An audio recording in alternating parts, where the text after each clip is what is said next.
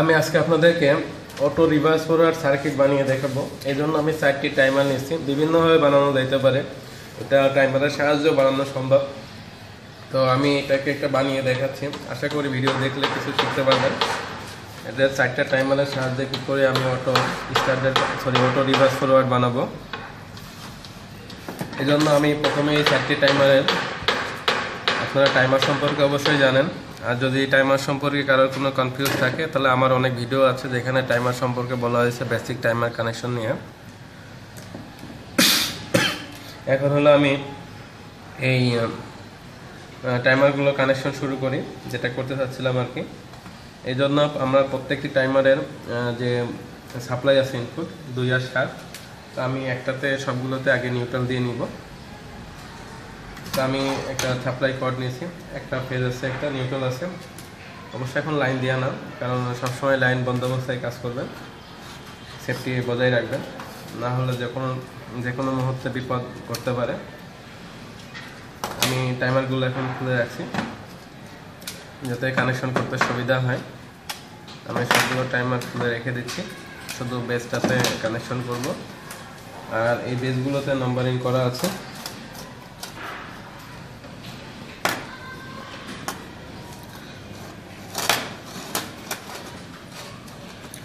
এখন আমি যেটা করব, প্রত্যেকটা টাইমারের নিউট্রাল আমি দিয়ে নিব। এই জন্য আমি এই নিউট্রালের সাথে একটা নিউট্রাল তার প্রথমে যোগ করে নিচ্ছি।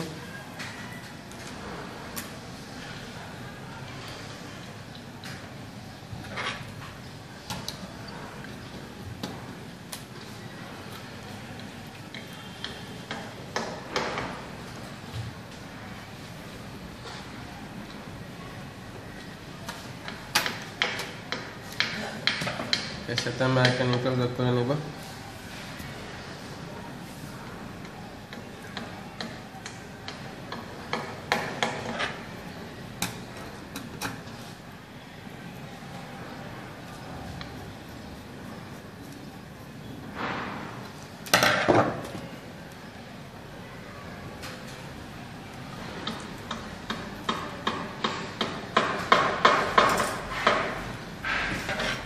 এটার সাথে আমি নিউট্রাল দিয়ে নিয়েছি।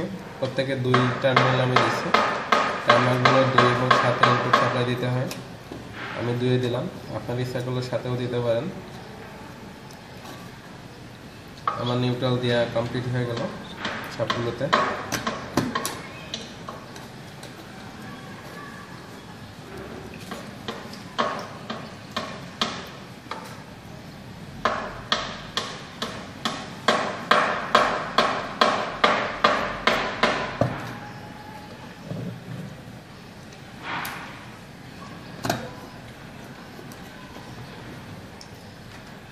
এখন আমি ফেজ দিব। এখন ফেজটা আমি প্রথম টাইমারের সাথে দিচ্ছি না, সাথে না দিয়ে আমি প্রথমে 8-এ দিলাম, অর্থাৎ প্রথম টাইমারটা এই মুহূর্তে অন হবে না।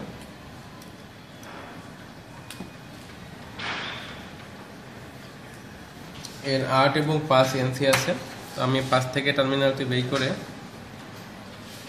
পরবর্তী টাইমারটাকে অন করব।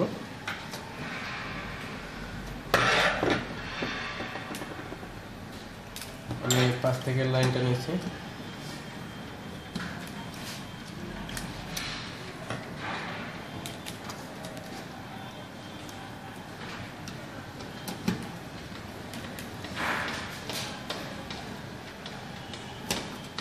পাশ থেকে টার্মিনালটা বের করে আমি পরবর্তীটায় যখন লাগাবো তখন একবারে দুটোতে লাগিয়ে দেব।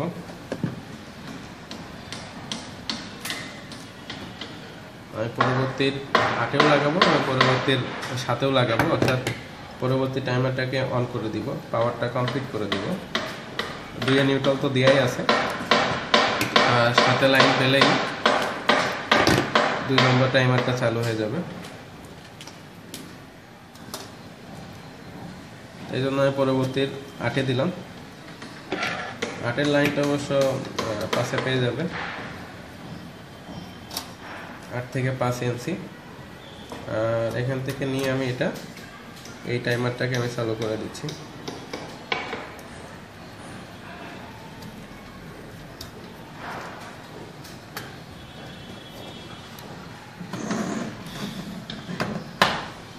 আমি এবার এই দ্বিতীয় টাইমারের যে এনসি আছে 8-এর সাথে 5, এখান থেকে আমরা লোড ব্যবহার করতে পারি বা এখান থেকে আমরা ম্যাগনেটিক কন্ডাক্টর ব্যবহার করতে পারি। আমি অবশ্যই এখন আগে সার্কিটটা করি, তারপরে লোডটা দেখে। তো এই জন্য আমি এখন 8 থেকে 6 পরবর্তী টাইম পরে 6 লাইনটা যাবে। 6 হলো NO আছে, তো 6 থেকে লাইনটা নিয়ে আমি 6 লাইনটা পরবর্তী টাইমারে আবার লাগিয়ে দেব।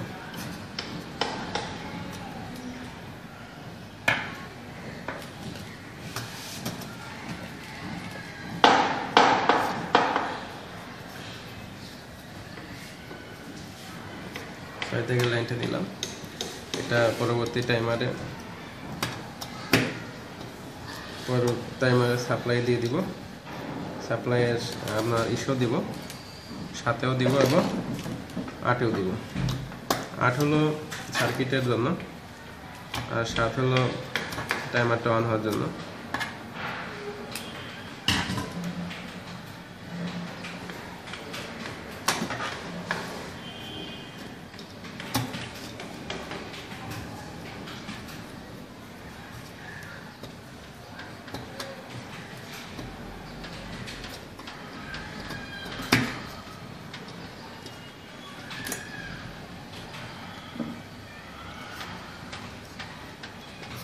দিয়ে দিলাম। এবার আমি এখানেও 6 থেকে টার্মিনালটা নিয়ে আবার আমি পরবর্তীটার সাথে একই কানেকশন করব। কাজগুলো সহজ, একটু খেয়াল করে দেখলেই বুঝলেই সহজ। আর এখান থেকে যদি বুঝতে না পারে তাহলে আমার অবশ্য এটা নিয়ে ডায়াগ্রাম নিয়ে থিওরি আলোচনা আছে আমার চ্যানেলে। আমি অবশ্য শুরু করছি কাজ, কিন্তু এগুলো দিতে অনেক সময় লাগে, তাছাড়া তো অন্য কাজ করতে হয়, ব্যস্ত থাকা হয়, সেজন্য দিনে 2-3টাও বেশি দেওয়া সম্ভব হয় না। দেখতে থাকেন, আস্তে আস্তে ইনশাল্লাহ সমস্ত ভিডিও পাবেন।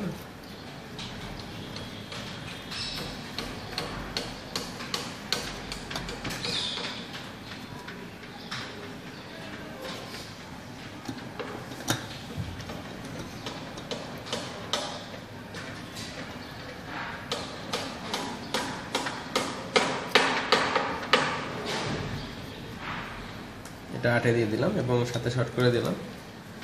এখন সার্কিটটা যে পর্যায়ে গেছে, এটার আবার যে দেখেন এটা কিন্তু সাপ্লাই দেওয়া হয় না প্রথমটা, মনে রাখছেন নিশ্চয়। তো এখন লাস্টের 6 থেকে নিয়ে এসে আমি প্রথমটা আবার লাইনটা দিয়ে দিব। লাস্টের 6 থেকে নিয়ে এসে প্রথমটায় লাইন দিব।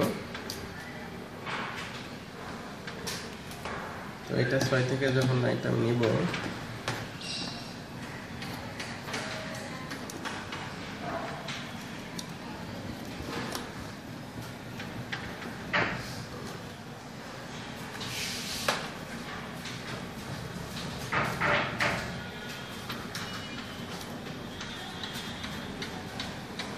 এটা আমি প্রথমটায় দিয়ে দেব। প্রথমে 7-এ দিচ্ছি, অর্থাৎ প্রথম টাইমারটা এবার সবার পরে অন হবে, চালু হবে। এখন দেখেন আমরা টাইমার কানেকশন করে ফেললাম। এবার আমি লোডগুলো কোথায় কোথায় দিব, আমি একটাই লাইন দিচ্ছি আর একটা অফ রাখছি, একটা লাইন দিচ্ছি, পরবর্তীটা অফ টাইম লোডের জন্য। তো একটা লোড চলবে, চলার পরে আবার একটু অফ হবে, আমি যত সময় অফ করতে চাবো তত সময় অফ থাকবে, তার পরবর্তী আবার দ্বিতীয় লোডটি চালু হবে।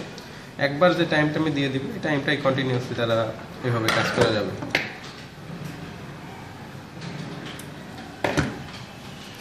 তো আমি একটা লোড নিলাম, এখানে বাতি নিলাম। আমি আরেকটি সার্কিটে মোটর নিয়েও দেখাবো, কারণ মোটর নিয়ে দেখাতে গেলে সার্কিটটা বড় হবে। আমি মোটর কীভাবে রিভার্স ফরওয়ার্ড করতে হয় সেটা অবশ্যই দেখাবো। এখানে সার্কিটটা তৈরি করে দেখালাম আর বাতির মাধ্যমে দেখালাম যেটা হ্যাঁ এটা নির্দিষ্ট টাইম পর পর অন হচ্ছে এবং অফ হচ্ছে।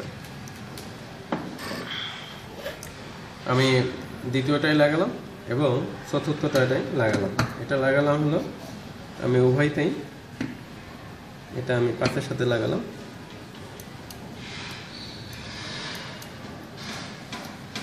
এবং দুটো বাতিরই তো নিউট্রাল দেওয়ার দরকার, সেই কারণে আমি নিউট্রালটা শর্ট করে একটা নিউট্রাল দিয়ে দিব। এখানে তো আমার টাইমারে নিউট্রাল আছেই, তো আমি এই দুটো নিউট্রালকে শর্ট করে টাইমারের নিউট্রালের সাথে দিলাম, জাস্ট নিউট্রালটা আমি একত্রিত করে দিলাম।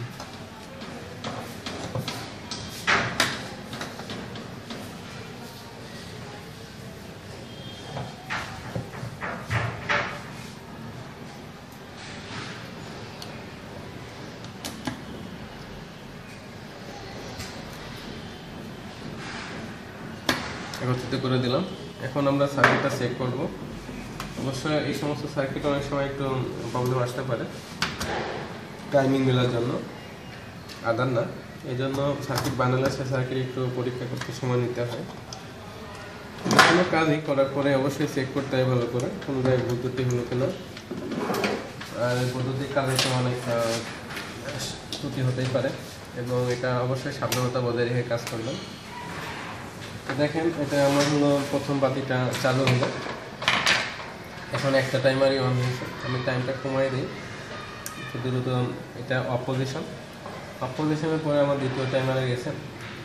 এরপরে এই যে অফ হওয়ার পরে এই বাতিটা এমনি চলবে, আমি এটাকে কমিয়ে দিই, এটাকেও কমিয়ে দিলাম। তাহলে এটা অন হলো। অন হওয়ার পরে এটা হলো আবার এটা ফিরে আসবে। এটার পজিশনটা আমি কমাই দিই দেখানোর জন্য আপনাদেরকে।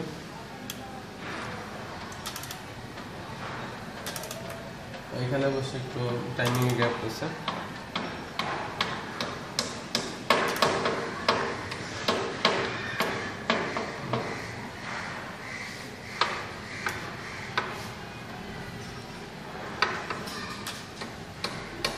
দেখতে পাচ্ছি যে আমি একটা টাইমিং ফিক্সড করে দিলাম। আমি অবশ্য সময়টা কম বেশি করতে পারবো, এই যে অফ পজিশনটা একটু কম বেশি করতে পারবো। একটার পর একটা বাতি যাচ্ছে, একটা সময় পাচ্ছে, এটা স্টপ হওয়ার পরে একটু সময় পাচ্ছে। সেই সময়টাকে উভয়ই যে কত সময় থাকবে আর কত সময় সে বন্ধ হবে এটাকে বেশি কম করা সম্ভব। সবাই আশা করি বুঝছেন যে কীভাবে এটা কাজ করছে। আর যদি না বুঝে থাকে অবশ্যই কমেন্টস করবেন। আর যদি ভিডিও ভালো লেগে থাকে অবশ্যই আমার চ্যানেলটাকে সাবস্ক্রাইব করবেন। আর সবাইকে ভিডিওটি দেখার জন্য অসংখ্য ধন্যবাদ।